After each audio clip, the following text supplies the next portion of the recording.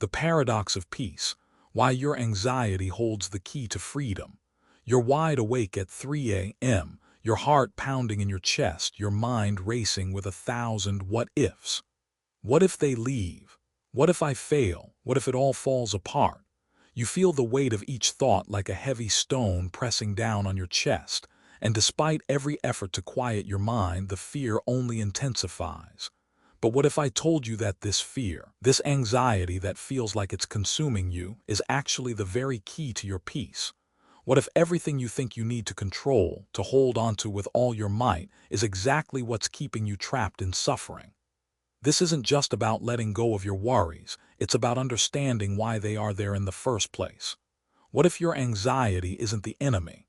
What if it's a messenger, guiding you to the most profound truth you'll ever discover? You see, the tighter you grip, the more it slips away. The more you cling to what you love, the more you fear losing it. But the real secret isn't in holding on tighter, it's in letting go. Imagine, for a moment, a woman who has lost everything: her home, her marriage, her savings, everything she had once thought defined her.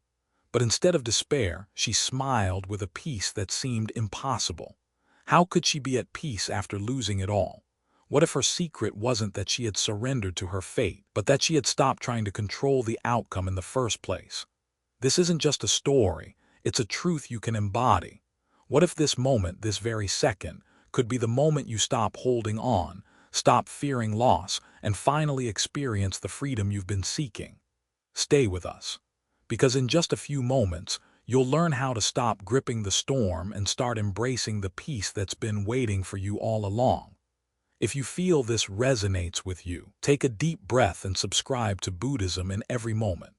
Your support will fuel more videos that can transform your life and guide you through each step of your journey toward true peace.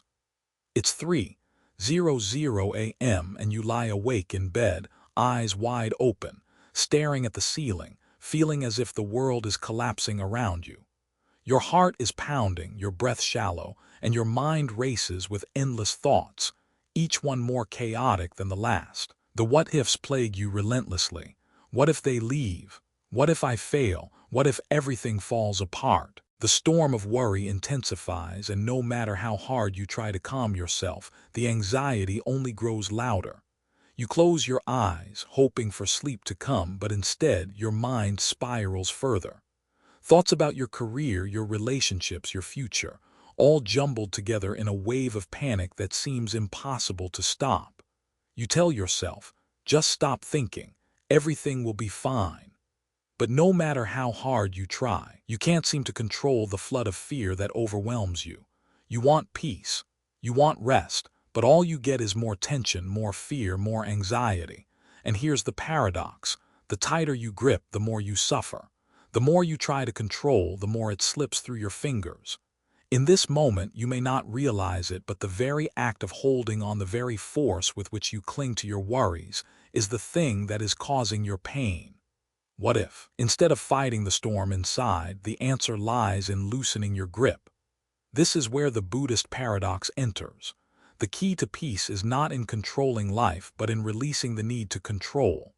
It's in letting go of your attachment to outcomes, to expectations, and to the belief that if you just try harder, everything will fall into place. The more you hold onto these expectations, the more you suffer when life doesn't unfold the way you want it to. Peace, as Buddhism teaches, is found not by controlling life, but by accepting that you can't control everything. The more you hold onto a specific outcome, the more fearful you become of losing it. It's not the situation itself that creates your anxiety, but your attachment to how things should be. You're not anxious because someone didn't text back. You're anxious because you needed them to. You're not stressed because you lost a job. You're stressed because your identity was wrapped up in that job, in that role, in that future you thought was set in stone. It's the attachment to what could have been that causes your suffering, not the actual loss. Imagine for a moment that everything you hold dear, your job, your relationships, your security, was suddenly stripped away. For many, that thought alone is terrifying. But what if, instead of sinking into despair, you found a sense of peace amidst that loss? What if, Instead of fearing that you're losing everything, you embrace the freedom that comes with letting go. In Buddhism, this is called upadana, or grasping. It's like holding onto water in your fist. The tighter you squeeze, the faster it slips away. You can try to hold it forever, but the more you struggle, the more it escapes you. And the harder you try to control your life, the more it seems to fall apart. The lesson here is simple but profound. The key to peace isn't in holding on tighter, but in releasing your need for control.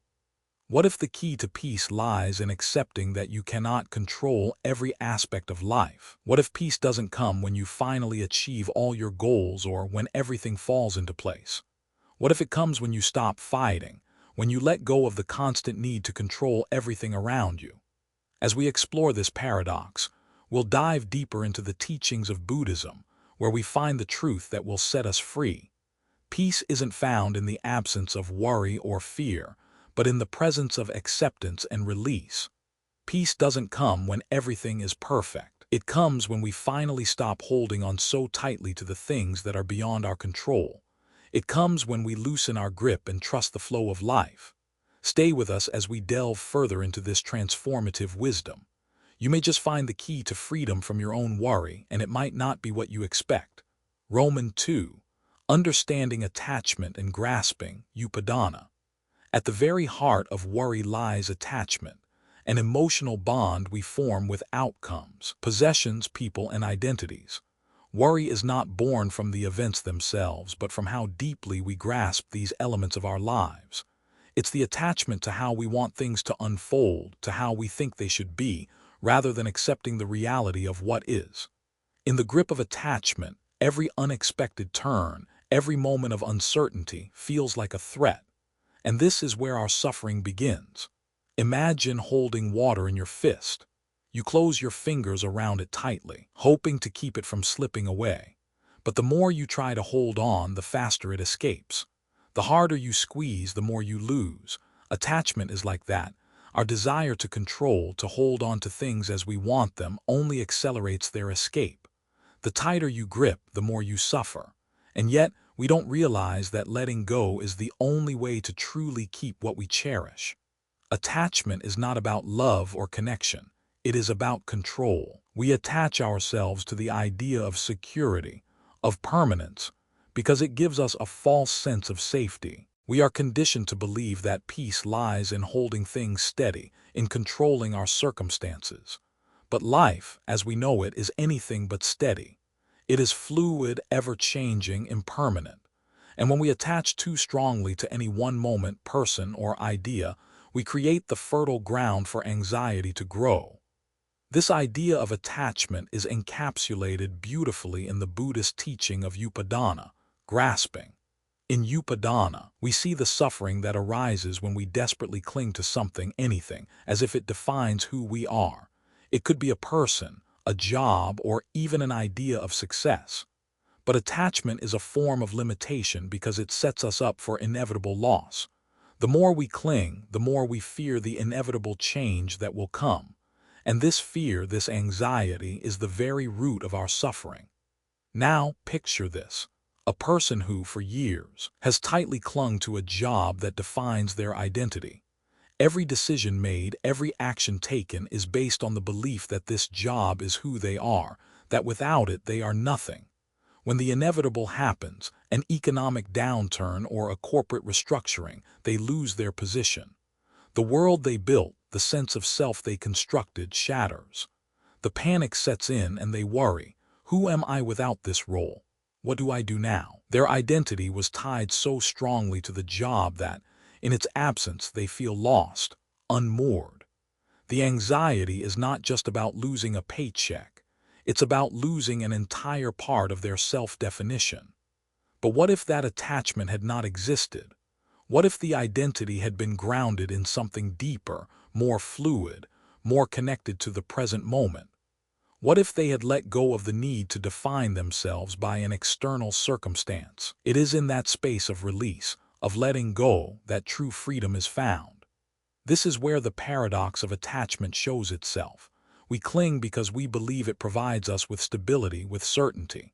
But in truth, Attachment is the very thing that creates instability. It pulls us into a constant state of worry about losing what we've attached ourselves to. And in this state of worry, we are not fully present in our lives. We are constantly anticipating loss, constantly resisting change. This resistance is what makes us vulnerable to suffering. So, we must ask ourselves, what are we clinging to? Is it an outcome we desire? Perhaps a dream we've held onto for so long that it has defined our every action. Or maybe it's a person, someone we believe we need to feel whole, someone who, if they were to leave, would make our world crumble. Or is it an idea of who we think we should be, a perfect version of ourselves, defined by achievements, appearance, or status? What would happen if we let go of this grip? Letting go doesn't mean abandoning what we care about. It doesn't mean not caring. It means releasing the need to control the outcome, to bind ourselves to a specific version of reality. It's about accepting that life is ever-changing, and in that fluidity, there is space for us to live more freely. We become like water, shapeless, but always flowing, adapting to what comes, letting go when necessary. As we move forward, we must recognize that the things we are clinging to, the outcomes we fear losing, the people we believe we cannot live without, are not the source of our peace. Our peace lies in the release of these attachments, in the act of accepting life as it is, not as we want it to be. By letting go, we open ourselves to the beauty of the present moment, free from the anxiety of holding on too tightly. Let this question echo in your mind. What are you clinging to, and how is it affecting your peace? Consider the possibility that the very thing you are holding onto might be the cause of your unrest. Let this realization be the first step toward freedom, toward a life where peace comes not from what we control, but from what we are willing to release. Romans 3. The power of letting go. Letting go is one of the most misunderstood concepts, often perceived as a sign of weakness, indifference, or even failure. But the truth is, letting go is not about not caring, nor is it about abandoning what you love or hold dear. It is about releasing the grip on your need to control the outcome.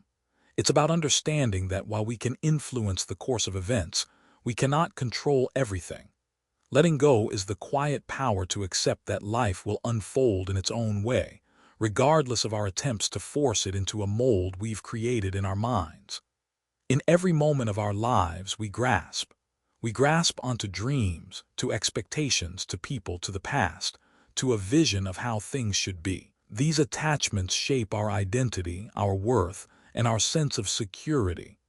We think that by holding on tightly, we will protect ourselves, preserve our happiness, or ensure our success. But in reality, the more tightly we grasp, the more we suffocate the joy and peace that could naturally flow through us. True letting go doesn't mean not caring. It means acknowledging that we cannot determine or control every facet of life. It means releasing the false belief that we must shape every outcome, and instead, embracing the possibility that life may be more beautiful when it unfolds in ways we never anticipated. Letting go is a practice of surrender, not to the point of apathy, but to the point of peace. Imagine the story of a woman named Maria. She had spent decades building her career, her family, and her life around a vision of success. Every step was meticulously planned, every goal set with laser precision. But when the market crashed, her business crumbled. In the wake of her financial collapse, she faced the loss of not just her wealth, but also the identity she had wrapped herself. For years, Maria had defined herself by the achievements she had accumulated, the house, the job, the power. And when they were gone, she felt as though she had lost everything. In the days that followed, Maria felt as if she had hit rock bottom.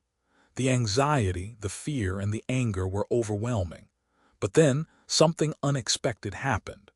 Amidst the devastation, she began to reflect on her life in a way she never had before. She realized that her identity had been so tightly tied to her success that she had never considered the possibility that life might be more than what she could control. Maria had been so focused on achieving, on building, on holding on to everything she had earned, that she had forgotten how to live without the constant need to grasp for more.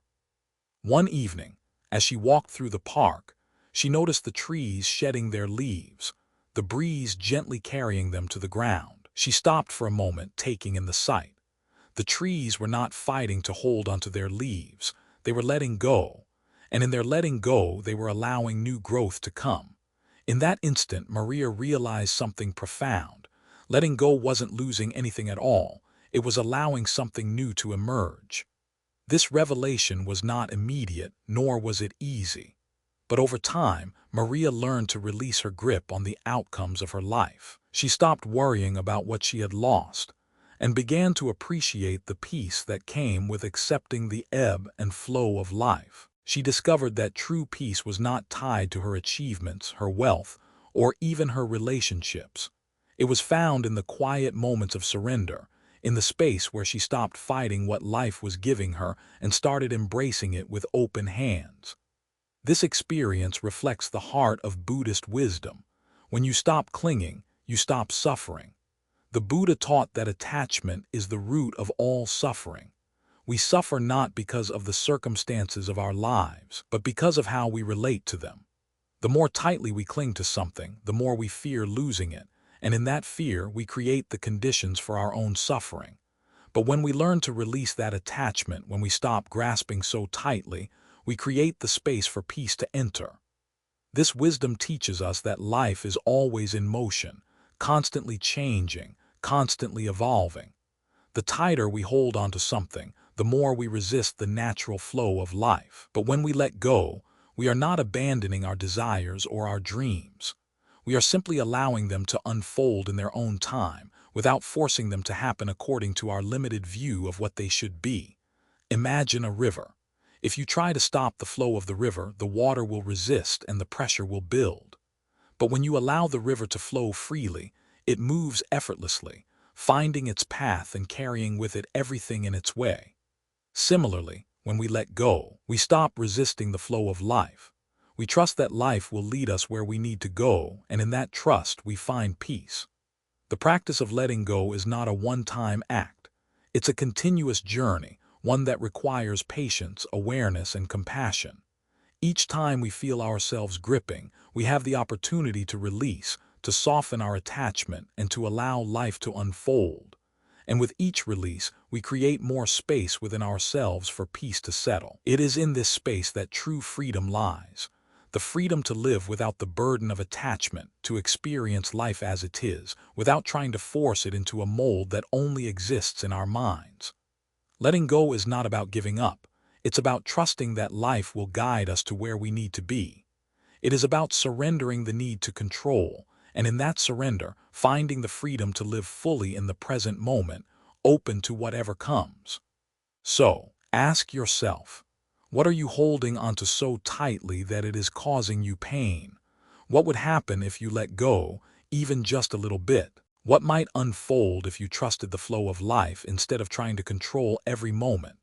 When you release your attachment, you create the space for something new, something more beautiful, more peaceful, and more aligned with the true nature of who you are. In letting go, you allow yourself to breathe again, and in that breath you will find your peace. Romans 4. Peace isn't found in perfect conditions. There is a myth that many of us hold onto with a tenacity that rivals our deepest fears, that peace will come when everything is perfect. We tell ourselves, I'll be at peace when I finish this project. I'll find peace once I'm promoted. Or, I'll be calm when I finally settle down and have everything figured out. We believe that peace is a destination, something that only comes after we've achieved our goals, ticked off all the boxes, and reached a place of balance in life. But the truth is, peace is not something we find once everything is in order. It's something we cultivate in the midst of imperfection, in the chaos, the mess, and the unpredictability of life. Think about the countless times you've told yourself that you'll only be happy or at peace once certain conditions are met. It's a trap we all fall into, the belief that external circumstances must align perfectly for us to experience inner peace. The problem is that this way of thinking keeps us constantly chasing a peace that seems just out of reach. When we tie our peace to external conditions, We place our happiness in something that is entirely beyond our control. And as we all know, life is anything but predictable. It's easy to fall into the trap of waiting for the perfect moment, a moment that will never come because perfection is an illusion. Life is not designed to be perfect. It's designed to be lived. And as long as we wait for the ideal conditions, we may spend our entire lives waiting for a peace that will never arrive. What if the peace you are seeking isn't a reward to be earned after your goals are reached, but a practice that you choose to cultivate every single day, even when the world around you is anything but perfect? True peace is not a passive experience. It's not something that descends upon us when everything falls into place. Peace, in its deepest form, is a practice, a choice we make to return to a state of calm, regardless of what's happening in our lives. It's the conscious decision to center ourselves, to breathe deeply, and to quiet the noise around us, no matter how loud it gets. It is in those moments of turmoil, of chaos, of uncertainty that peace becomes most powerful. When we choose to embrace peace, even when life is messy, we transform ourselves. This idea of cultivating peace in the midst of imperfection is at the heart of Buddhist practice. In Buddhism, the concept of bhavana, or mental cultivation, teaches us that peace is not something we passively wait for. It's something we actively work toward every day, regardless of our external circumstances. It's about training the mind, learning to navigate life with a sense of calm and awareness, even when life feels overwhelming. Peace is not a distant goal. It's a living, breathing practice that we engage with in every moment. Imagine a lotus growing in the mud. It's a powerful symbol in Buddhist teachings because it represents the potential for beauty and peace to emerge from even the most difficult and challenging conditions. The lotus begins its life submerged in the murky water, surrounded by muck, yet it rises above the surface, untouched by the mud, and blooms into something pure and beautiful. In the same way, we too can find peace amidst the struggles, the imperfections, and the messiness of life. It's not about waiting for the mud to disappear. It's about learning to bloom in spite of it. The lotus metaphor speaks to the resilience of peace. It doesn't wait for perfect conditions to grow. It grows in the very place where it seems impossible to thrive. Just like the lotus, we too have the ability to rise above our challenges, to cultivate peace within ourselves, even when the world around us feels chaotic. The beauty of this metaphor lies in the understanding that peace doesn't require us to escape life's difficulties. Instead, it asks us to find a way to thrive within them, to bloom in the muck, to find stillness in the storm. This is where the true power of peace lies, in the recognition that peace isn't about creating a perfect life. It's about choosing peace, no matter the circumstances. Life will always have its ups and downs. It will always be messy, uncertain, and unpredictable. But in each of those moments, we have the choice to return to peace. Not because everything is perfect, but because we are committed to the practice of peace. And like the lotus, we too can rise above the chaos and bloom in the midst of imperfection. The practice of peace is a continual process, one that requires patience, mindfulness, and a willingness to return to the present moment. It's not about reaching a destination, but about learning to be fully present with whatever is happening, right here, right now. When we stop waiting for the perfect conditions to experience peace, we open ourselves to the possibility of peace in every moment, even when the world around us is far from perfect. So, the next time you find yourself waiting for the perfect moment to feel at peace, ask yourself, what if peace isn't something I find once everything is perfect, but something I choose to cultivate, no matter what's happening in my life? What if the chaos of life is the very place where peace can bloom, just like the lotus in the mud? In this practice of letting go, we free ourselves from the need to control life and its outcomes. We let go of the idea that peace will come once everything is in order, and instead learn to find peace in the midst of it all. Like the lotus, we don't wait for the mud to disappear. We rise above it, finding beauty, serenity, and strength, no matter what surrounds us. Peace is not the absence of difficulty, but the ability to thrive despite it. V. Fear and anxiety are temporary. Fear has a way of creeping into our lives, often catching us off guard, overwhelming our thoughts, and seizing control of our emotions. At its worst, fear can feel like an impenetrable wall, a constant companion in our daily existence, whispering doubts and insecurities into our minds. We often convince ourselves that fear is a permanent part of us, a shadow that we cannot escape. But what if I told you that fear, like everything else in life, is impermanent? What if, instead of seeing fear as a constant presence, we could learn to see it for what it truly is, a temporary visitor that will eventually pass? Fear is like a storm, intense, dark, and all-consuming when it arrives. But just like a storm, no matter how violent it may seem in the moment, it will eventually pass. Storms are not permanent. They are a force of nature, powerful in their own right, but they are also fleeting. The wind will die down, the clouds will part, and the sun will shine through once again. Fear works in the same way. It might grip us tightly, cloud our minds, and make us feel as though we are trapped in a cycle of anxiety, but just like a storm, it is temporary. The Buddhist teaching of anicca, or impermanence, is central to understanding the nature of fear. According to Buddhism, everything in life is subject to change. Nothing stays the same forever, not even our emotions. Fear, joy, sadness, and excitement, they all rise and fall like waves in the ocean. The key to overcoming fear is realizing that it is not a permanent state of being, but a passing moment in the larger flow of life. When we embrace the reality of impermanence, we begin to see that fear is simply a momentary experience, not something that defines us. It comes, it intensifies, and then it fades away. Imagine standing on the shore, watching the waves crash against the rocks. Some waves are small and gentle, while others are fierce and thunderous. You don't try to stop the waves because you know that, no matter their size or intensity, they will eventually recede. In the same way, we don't need to fight fear. We can simply observe it, acknowledge it, and let it pass. Just like the waves, fear is a temporary force that will eventually return to the vast ocean of our consciousness. We are not defined by our fear. We are the observer of it, watching as it ebbs and flows. This understanding of fear as a temporary experience can be incredibly liberating. When we stop seeing fear as a permanent part of who we are, we free ourselves from its hold.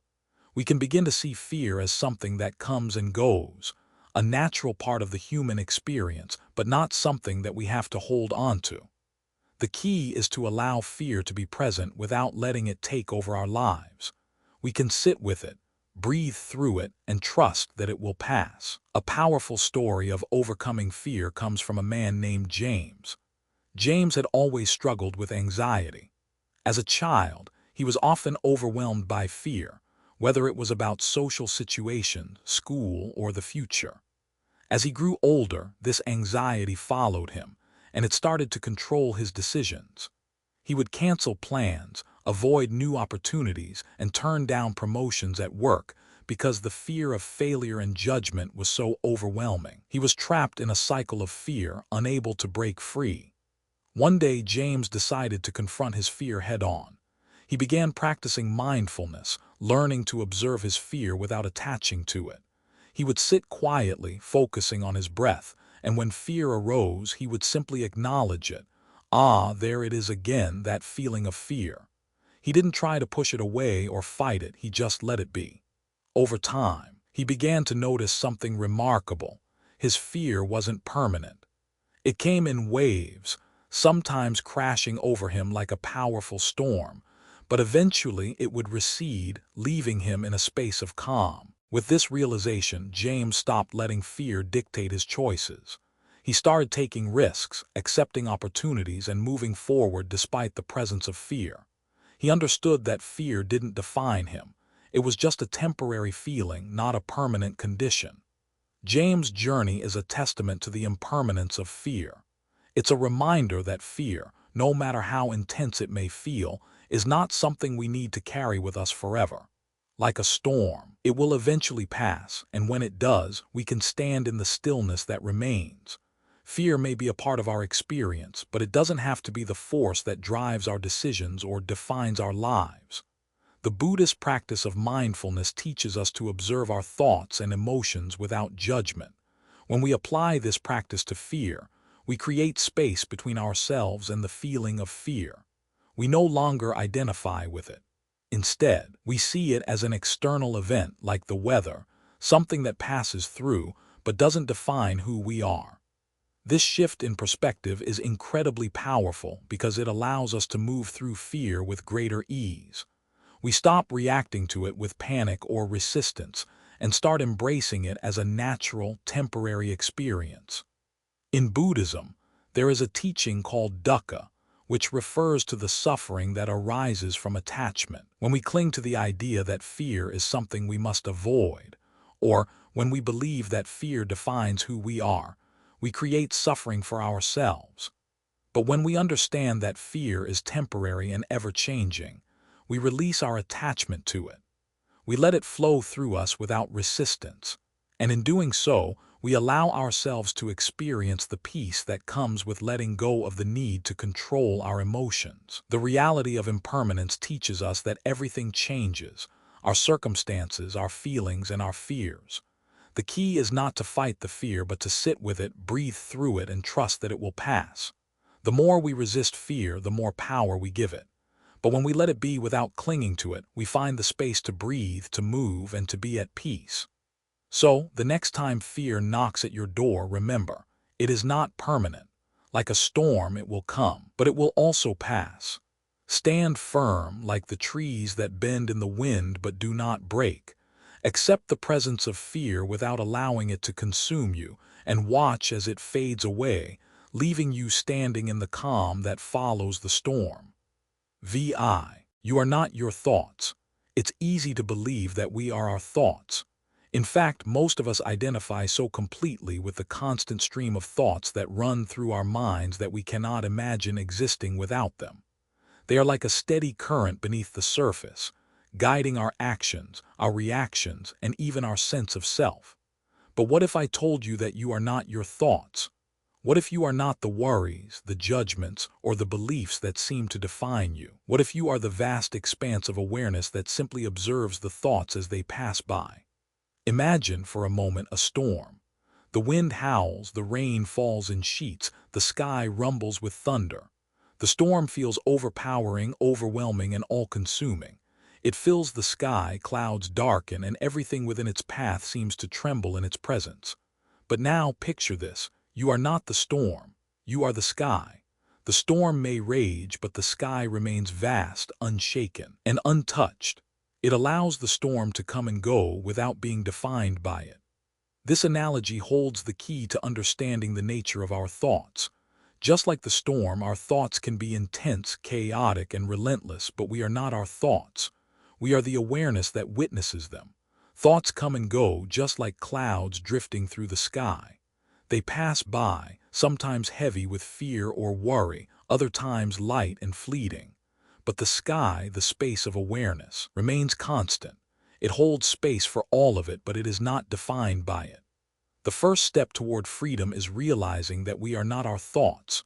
We are not the fear that arises when we think about the future, nor are we the sadness that lingers when we reflect on the past. These are merely passing clouds, temporary visitors in our minds. When we become so deeply identified with our thoughts, we begin to believe that they define who we are. We start to think, I am my anxiety, I am my anger, I am my insecurity. But in reality, these thoughts are just experiences passing through our consciousness, and we do not have to attach to them. This realization is the foundation of mindfulness. Mindfulness is the practice of observing our thoughts without judgment or attachment. It is the awareness that allows us to see the thought without becoming it. When we practice mindfulness, we create a space between ourselves and our thoughts. We learn to notice the thoughts as they arise, whether they are fear-based, judgmental, or simply mundane, and we allow them to come and go without taking them personally. The key to freedom lies in this space of awareness. It is in this space that we begin to recognize that we are not our thoughts but the observer of them. When we live from this place of awareness, we begin to detach from our identification with thoughts and emotions. We stop seeing ourselves as anxious, sad, or angry and instead begin to see these emotions as temporary states that come and go. The more we practice mindfulness, the more we realize that we don't need to cling to any thought or emotion. We don't need to define ourselves by them. We are simply the witness, the observer, the vast sky that holds space for the storm but is never shaken by it. This is not an easy shift to make. For most of us, it feels like we've been living in the storm our entire lives. We've been swept away by every thought, every worry, and every emotion. But over time, with practice, we can begin to separate our identity from these fleeting experiences. Mindfulness helps us create distance between ourselves and our thoughts, allowing us to step back and observe them without getting caught up in them. We start to realize that we are not the anxiety we feel in moments of uncertainty. We are not the fear of failure or the shame of past mistakes. These are thoughts that come and go, but they do not define us. Let me share a story about a man named David. David had always struggled with anxiety. For years, his thoughts controlled him.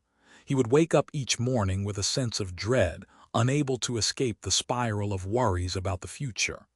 His mind would race with what-ifs. What if I fail? What if I make a mistake? What if I disappoint everyone? These thoughts consumed him, and he believed that they were his reality. He thought he was the anxious, fearful person his mind depicted him to be. One day, David came across mindfulness meditation. Initially, he was skeptical. How could sitting still and breathing help him with his constant anxiety? But he decided to give it a try. In the beginning, it was difficult. His mind was loud, relentless, and full of fear. But as he continued the practice, something slowly shifted. He began to observe his thoughts without judgment. Instead of getting lost in the stories his mind created, he learned to simply notice them. Ah, there's that worry about the future again, or there's that fear of making a mistake. He didn't try to stop the thoughts, nor did he get lost in them. He simply observed them as if watching clouds float across the sky. Over time, David began to experience a profound shift. His anxiety no longer controlled him. He started to understand that the thoughts he had were just temporary passing states of mind. They didn't define who he was. He realized that just like the storm, the anxiety would come, but it would also pass. The more he practiced mindfulness, the more he could live in the space between thoughts, the space of pure awareness. In that space, he was free. He was not his anxiety. He was not his thoughts. He was the sky, vast and unshaken, holding space for whatever came. David's story illustrates the power of mindfulness and awareness. Through the practice of mindfulness, we can begin to detach from our thoughts and emotions. We can learn to see them for what they truly are, temporary visitors that come and go, without any lasting power over us. When we stop identifying with our thoughts, we free ourselves from the grip they have on our lives. We stop being defined by them and instead live from a place of awareness and peace. The next time you find yourself caught in the storm of anxious thoughts or overwhelming emotions, remember, you are not the storm. You are the sky. You are the awareness that holds space for the storm to pass. By practicing mindfulness, you can begin to separate yourself from the thoughts and emotions that once defined you. In doing so, you will find a deep sense of peace and freedom that comes from simply being the observer, not the participant in the chaos of the mind. Romans 7. The desire to control creates suffering. The human desire to control is a deeply ingrained aspect of our nature. We are wired to seek certainty, to shape our surroundings, and to manage the outcomes of our lives. From the small decisions we make every day to the larger, more significant choices, we feel that we must have a firm grip on life to ensure success and security. Yet, this desire to control everything is not only exhausting, it is the very source of our suffering. Imagine for a moment standing at the edge of the ocean, watching the waves crash relentlessly against the shore. They are powerful, unpredictable, and constant. Now picture yourself trying to stop the waves with your hands. You stretch out your arms, attempting to control the crashing force of nature, only to find that each wave is more powerful than your efforts. The waves do not stop. They simply continue whether you try to control them or not. This is what it's like when we try to control life. We can make plans, set goals, and strive for perfection, but no matter how hard we try, life is always moving, unpredictable, uncontrollable, and fluid. And yet, we continue to push against it, trying to stop the waves, trying to manage the flow of our experiences. The more we try to control the uncontrollable, the more we feel helpless, exhausted, and defeated. The waves of life cannot be stopped by force. They will continue to come, whether we want them to or not. Control is the illusion of safety. It's the belief that if we can just manage every aspect of our lives, if we can just ensure that everything unfolds exactly as we envision, then we will find peace and happiness. But this desire to control doesn't bring us peace. It creates stress, anxiety, and burnout. It keeps us trapped in a cycle of striving, pushing, and resisting, never allowing ourselves to truly relax and let go. The more we try to control, the more we end up fighting against the natural flow of life, and this resistance is the source of our suffering. When we hold tightly to the need for control, we lose sight of the fact that life is not meant to be controlled. It is meant to be lived, and in this living there is beauty, even in the chaos. Life is not a series of perfectly executed plans. It is a dance of uncertainty, of change, and of surrender. When we stop trying to control the outcomes and simply trust the flow of life, we free ourselves from the weight of expectation and the burden of perfection. Letting go is not about giving up. This is where many people struggle. They fear that surrendering control means they are abandoning their responsibilities or resigning to fate. But the truth is, surrendering control does not mean giving up. It means trusting that life has its own rhythm, its own flow, and that we do not need to dictate every detail in order to live fully. Letting go is about trusting that life will unfold as it is meant to, even when it doesn't align with our expectations. It's about releasing the need to control and embracing the uncertainty with open arms, knowing that we are part of a greater, interconnected flow. Consider the story of Emily, a woman who spent years trying to control every aspect of her life. She meticulously planned her career, her relationships, and even her free time, believing that if she could just organize everything perfectly, she would find peace. But instead, she found herself constantly anxious, always anticipating the next problem, always afraid that things would slip out of her grasp. She worked tirelessly to maintain control, but the more she fought, the more she felt like life was slipping through her fingers. One day, after a particularly exhausting week of trying to manage every detail of her job and personal life, Emily hit a breaking point. She felt overwhelmed, burned out, and disconnected from everything she once enjoyed. It was in that moment of surrender, when she had nothing left to give, that she experienced a profound shift. Emily realized that all her efforts to control had only made her feel more distant from her true self. She had been so focused on managing life that she had forgotten to live it. The moment she stopped trying to control everything, something beautiful happened. She began to experience life differently. Emily learned to let go of her tight grip on the future and embrace the present moment, no longer fearing what might come next. She discovered that peace doesn't come from controlling the circumstances of life. It comes from trusting that, no matter what happens, everything will unfold as it should. She didn't have to manage every outcome. She simply had to show up and trust in the process. Emily's story is a testament to the power of surrender. Letting go is not about relinquishing responsibility or resigning to fate. It is about finding peace in the midst of uncertainty. When we stop trying to control every aspect of our lives, we give ourselves the freedom to experience life as it is, without the constant pressure of expectation.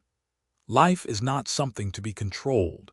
It is something to be experienced, with all its twists, turns, and unexpected moments. Surrendering control also means embracing vulnerability. It is in letting go that we find the courage to be vulnerable, to allow ourselves to experience life fully, without fear of what might happen. Vulnerability is not weakness, it is strength. It is the willingness to step into the unknown and trust that we are capable of handling whatever comes our way. When we let go of the need to control, we open ourselves up to new possibilities, to growth, and to deeper connections with ourselves and others. The desire to control is a natural human instinct, but it often leads us down a path of suffering. We push against life's natural flow, trying to force outcomes and manage every detail. But when we learn to let go, to release the need for control, we free ourselves from the stress and anxiety that accompany it. We stop fighting against the waves and begin to flow with them. We trust that life has its own rhythm, its own pace, and that we are a part of it. Letting go doesn't mean giving up, it means trusting life's process, even when it doesn't look the way we imagined. And in that trust, we find the freedom to live fully, to embrace the unknown, and to experience peace even in the chaos. Letting go is the key to freedom. It's the courage to stop fighting against the current of life and instead to surrender to its flow. When we stop trying to control, we allow life to unfold in its own time with all its beauty, messiness, and unpredictability.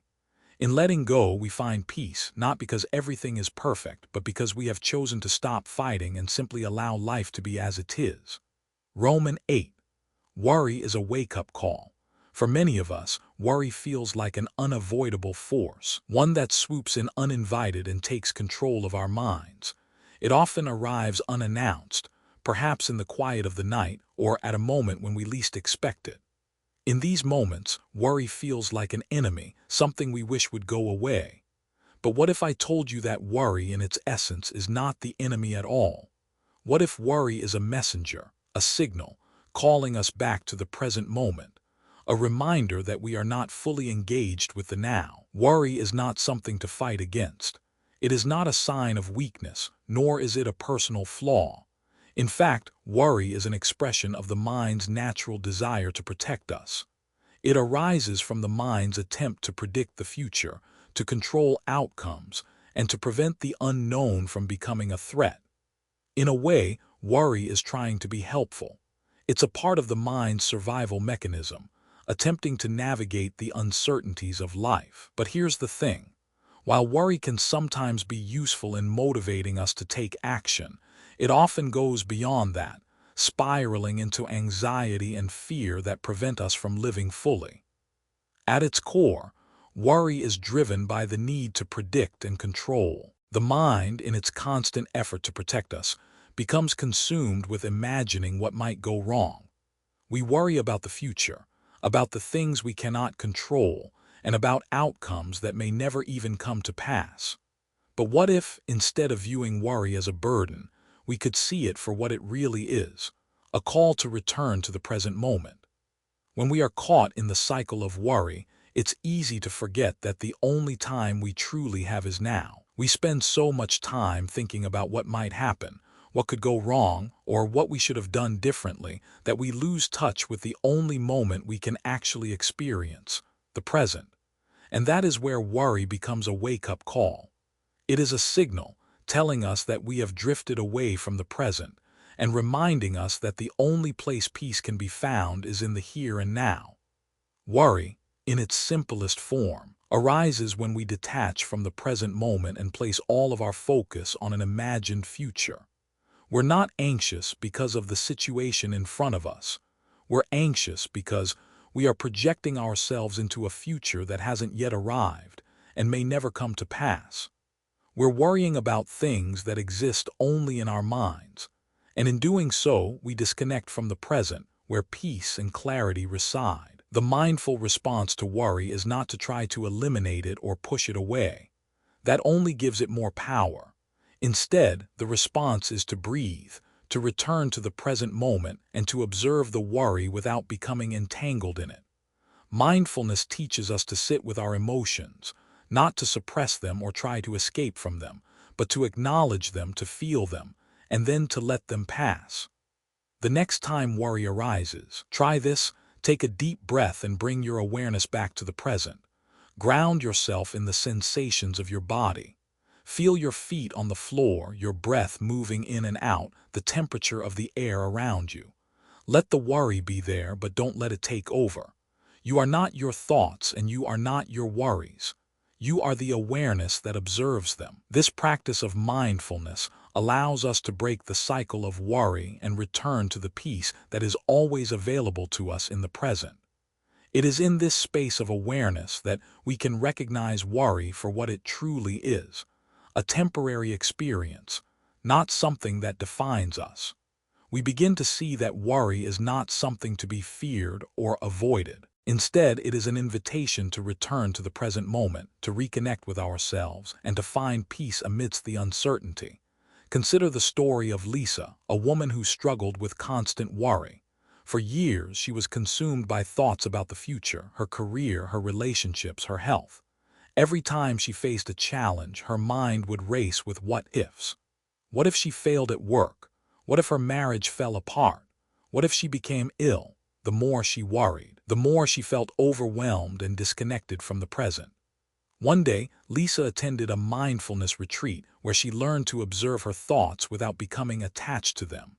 She began practicing mindfulness every day, noticing when worry arose and gently returning her focus to the present moment. At first, it was difficult. The worry would come, and her mind would want to spiral out of control. But over time, she started to notice a shift. She began to see worry not as a threat, but as a signal to return to the present. When she felt anxiety creeping in, she would pause, take a breath, and ground herself in the now. She stopped fighting the worry and started to accept it as part of her experience.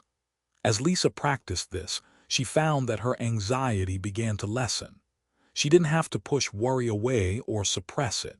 Instead, she allowed it to be there without letting it consume her. She learned that worry was not something to fear, but something to acknowledge and then let go of.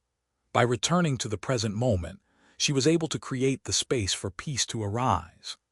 Lisa's story illustrates the transformative power of mindfulness in the face of worry. By learning to view worry as a wake-up call, as a gentle reminder to return to the present moment, we can shift our relationship with it. We stop identifying with our worries and instead become the observer of them.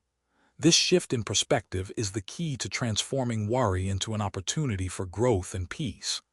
The next time worry takes hold, remember that it is not the enemy. It is a signal calling you back to the present, back to the peace that is always available in this moment. Instead of fighting the worry, breathe, observe, and return to the now. By doing so, you will find that peace is not something to chase. It is something that arises naturally when we choose to live fully in the present, free from the grip of imagined fears and anxieties. Romans 9. The more you resist, the stronger anxiety becomes. Anxiety, like a powerful undercurrent in a turbulent sea, often feels impossible to escape. The more we try to push it away, the more it seems to grip us. It tightens its hold on our chest, clouds our mind, and pulls us into an endless cycle of worry and fear. But here's a paradox that many of us don't realize until we've fought the battle for too long. The more you resist anxiety, the stronger it becomes. Every attempt to suppress it, every effort to push it away, only feeds the very thing we are trying to escape. When we try to fight anxiety, we are essentially giving it more power. It's as if we are wrestling with an invisible force, one that only gains strength the more we struggle against it. This resistance, although born from the desire for relief, only serves to intensify the feeling of anxiety. Imagine trying to hold a balloon underwater. The more you push it down, the more it wants to pop back up. The same happens with anxiety. The more we try to suppress or control it, the more it resurfaces, stronger and more persistent than before. The paradox of resistance is this: we think that by fighting anxiety we can conquer it. But in reality, the act of resisting only creates more resistance. The mind becomes locked in a tug-of-war, where every thought of anxiety is met with an equally strong attempt to reject it. And in this battle, peace and calm seem further out of reach. It's a never-ending cycle, one that keeps us trapped in a loop of tension and distress. But what if, instead of resisting, we allowed ourselves to be present with our anxiety? What if, instead of pushing it away, we accepted it, observed it, and allowed it to pass through us? This approach might sound counterintuitive, especially when anxiety feels so overwhelming. But it is precisely in this willingness to stop fighting that we begin to break the cycle and find true peace. Mindfulness offers a powerful tool for transforming our relationship with anxiety. Instead of reacting to it with resistance, we learn to sit with it. We observe it without judgment, acknowledging its presence without becoming consumed by it. Mindfulness teaches us that emotions like anxiety are transient. They come, they peak, and they eventually pass. The key is not to attach to them or try to push them away, but to simply allow them to be, with the knowledge that they will not last forever. When anxiety arises, instead of fighting it, we turn toward it with curiosity. We breathe deeply, bringing our awareness to our body and the sensations we are experiencing. We observe the tightness in our chest, the racing thoughts, and the rush of adrenaline. But instead of labeling these sensations as bad or wrong, we simply acknowledge them for what they are, temporary experiences. Just like clouds drifting across the sky, the anxiety will come and go. The more we resist, the longer it lingers. But when we allow it to be without judgment, it loses its power over us. This shift in perspective can be life-changing. Instead of being at war with our emotions, we become the observer, watching them without getting caught up in them. Anxiety no longer has the power to control us because we no longer try to control it. We simply let it pass, like a storm that moves through the sky, eventually giving way to clear skies once more. Let me share the story of Claire, a woman who struggled with anxiety for most of her life. For years, Claire fought her anxiety with all her might. Every time it arose, she tried to push it down, to ignore it, or to distract herself. She believed that if she could just avoid feeling anxious, she could somehow make it disappear. But the more she resisted, the more intense her anxiety became. It consumed her thoughts, made her feel disconnected from others, and drained her energy. One day, Claire decided to try something different. Instead of running from her anxiety, she chose to sit with it. She began practicing mindfulness, paying attention to the sensations in her body and the thoughts in her mind without judgment. At first, it was difficult. The anxiety felt overwhelming and she was tempted to fight it. But she remembered what she had learned. Resisting only made it stronger. So she stayed with it. She noticed the tightness in her chest, the fluttering in her stomach, the constant barrage of what-if thoughts, and she simply allowed it to be. Over time, something incredible happened. Claire started to realize that her anxiety wasn't as powerful as she had once believed. It wasn't a permanent part of her identity. It was simply an emotion, one that arose in response to certain thoughts and circumstances, but one that could pass with time. By not resisting, by not trying to push it away, Claire allowed her anxiety to run its course. She discovered that the more she accepted it, the less control it had over her. What Claire learned through her practice was that anxiety, like all emotions, is temporary. It doesn't define us and it doesn't have to control us. When we stop resisting, we stop feeding the fear. We create space for peace, for calm, and for the clarity that can only arise when we are no longer trapped in the cycle of resistance. Claire's story is a powerful reminder that anxiety does not have to rule our lives. When we stop fighting it, when we stop labeling it as something bad or wrong, we can begin to see it for what it truly is. A temporary feeling, one that arises and fades like a wave in the ocean. The more we resist, the more we intensify our suffering. But when we let go of that resistance, we free ourselves to experience the peace that is always there, just beneath the surface of our emotions. The next time anxiety arises, remember that you are not required to fight it. Instead, welcome it, sit with it, breathe with it. Let it pass, knowing that, like all things, it will eventually fade. In that space of acceptance, you will find the peace that you've been searching for. X. Let life happen, finding freedom in surrender. There's a common myth many of us carry throughout life. The belief that peace is something to be earned, something that only comes when we fix everything, when we manage every detail, and when everything falls into place just as we imagine. We think that once we have solved all our problems, completed every task, or perfected every aspect of our lives, peace will finally settle in. But what if peace isn't found in fixing things at all? What if, instead, it is found in surrendering, in letting go of our need to control, and in allowing life to unfold as it will? This idea of constantly fixing everything is ingrained in us from a young age. We are taught that the key to success and happiness lies in solving problems, in striving for improvement, and in ensuring that everything is in order. We live with the belief that if we could just get everything under control, everything would be okay.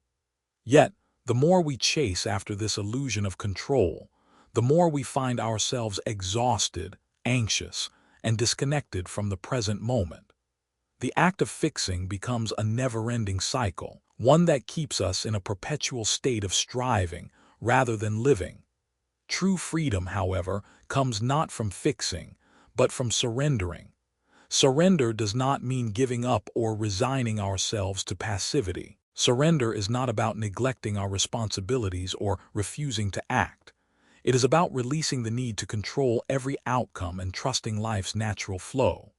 When we surrender, we allow ourselves to step out of the driver's seat and trust that the journey will unfold as it is meant to. We no longer have to manipulate or force life into a shape that feels safe or comfortable. Instead, we accept the unpredictability, the messiness, and the beauty of life as it is, without constantly trying to impose our will upon it. Surrendering control is where true freedom lies. It is in this release, in this act of letting go, that we find the peace we have been searching for all along. We no longer feel the need to push against life's currents, to swim upstream, or to fight against the natural flow. Instead, we learn to flow with life, accepting each moment as it comes, knowing that the answers, the peace, and the joy we seek are not found in control, but in our willingness to be present with life as it is. The practice of presence is the key to living peacefully. So often, we are caught up in the past, replaying old stories in our minds, or we are consumed with worry about the future, trying to predict and prepare for every possible outcome. We forget that the only moment that truly exists is the present moment, the moment we are living right now. When we constantly focus on fixing the past or controlling the future, we miss the richness of the present. The peace we seek is not found in rehashing what has already happened, nor in obsessing over what may come. It is found in being fully present, in engaging with the now, without judgment or resistance. Peace is found not in the future or the past, but in returning to the present moment. Every time we find ourselves slipping into worry about the future or regret about the past, we can bring ourselves back to the present by simply stopping and paying attention to what is here, right now. We can focus on our breath, the sensations in our body, the sounds around us. When we return to the present, we return to peace. The present is where life happens. It is where joy, love, and fulfillment reside. And it is only when we stop fighting and start fully living in the present that we truly experience the peace we crave. Take the story of Michael, a man who spent most of his adult life trying to control every aspect of his existence. Michael was a perfectionist. He believed that in order to be successful, he had to have everything figured out. He meticulously planned every detail of his career, his finances, his relationships, and even his free time. But despite his best efforts, life seemed to constantly throw him curveballs, unexpected challenges that left him feeling out of control, overwhelmed and exhausted. He found himself consumed by the need to fix everything, to solve every problem, to make life fit into the neat little boxes he had created for it. One day, after an intense period of burnout, Michael realized that he had been living in a constant state of stress and anxiety.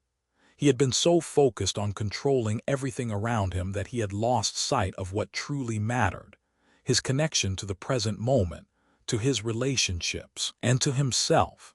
Michael decided to try something radical. He would let go of his need to control. Instead of obsessively planning every moment, he would allow life to unfold without trying to force it into his desired shape. He would embrace the uncertainty and unpredictability of life, trusting that he didn't need to have all the answers right away. As Michael began to let go of his need to fix everything, something incredible happened. He found that life, without the weight of constant control, became more enjoyable, more fluid, and more meaningful. He began to experience moments of peace and joy that had once eluded him.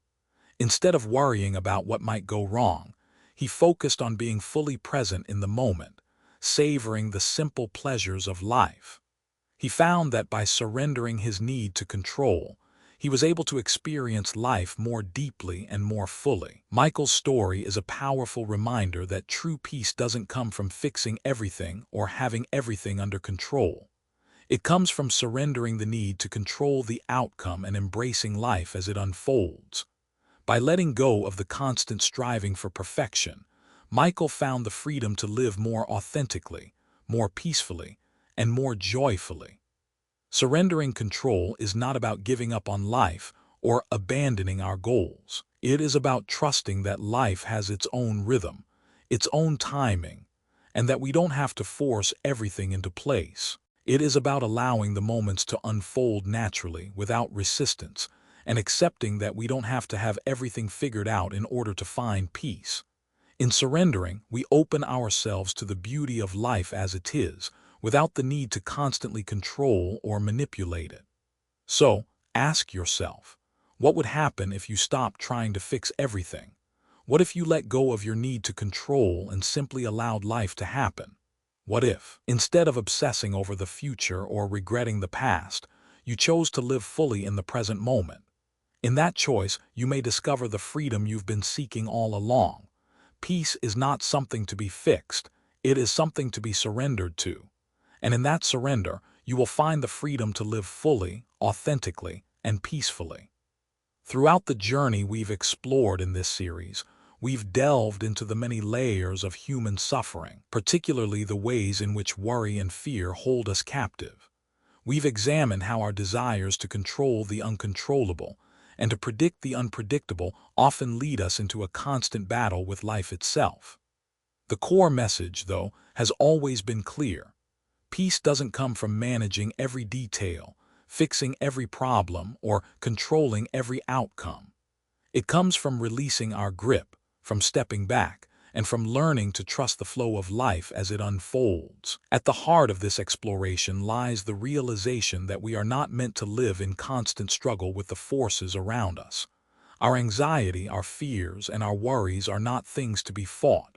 They are signals, messengers that point us back to the present moment. Worry is not the enemy. It is the invitation to return to the now, to let go of the need to control, and to simply be in the moment. But it's not easy. In fact, for many, it is one of the hardest lessons to learn, that the more we resist, the stronger our anxiety becomes. We've seen how attachment to outcomes and the grip of control only fuel our suffering. Just like the storm in the sky or the water slipping through our fingers, the tighter we hold on, the more we lose. The story of Maria, the woman who lost everything but found peace, beautifully illustrates this point. By realizing that she never really owned anything, her house, her job, her relationship, she was able to let go of the heavy burden of attachment. In her release, she found the space for inner peace to bloom. Maria's story is one of surrender. It's not about giving up. It's about trusting the process of life, acknowledging that life is not something we can control, but something we experience. In the same way, the storm analogy reminds us that anxiety, fear, and worry are like clouds passing through the sky. They come and they go. And yet, when we attach ourselves to them, when we identify with them as if they are permanent, our suffering deepens. It's only when we realize that we are not our thoughts, and that we are the sky, vast, boundless, and unaffected, that we can truly experience peace. Thoughts and emotions, no matter how intense they may feel in the moment, are temporary. They are visitors, not permanent residents. Mindfulness teaches us that we can be present with our thoughts and emotions without becoming overwhelmed by them. Instead of fighting against them or suppressing them, we learn to observe them with awareness and without judgment. By practicing mindfulness, we begin to create space between ourselves and our emotions. We stop identifying with the storm and start embodying the sky. It's in this space of awareness that we find true peace, not because everything in our life is perfect, but because we've stopped trying to control what we cannot control. We've stopped resisting life as it is. But the lesson of letting go is not complete without understanding that peace is a practice, not a reward. In the pursuit of peace, we may wait for the perfect conditions, when everything in our life aligns perfectly, when there are no more challenges, when our circumstances improve. But this waiting for perfection is an illusion.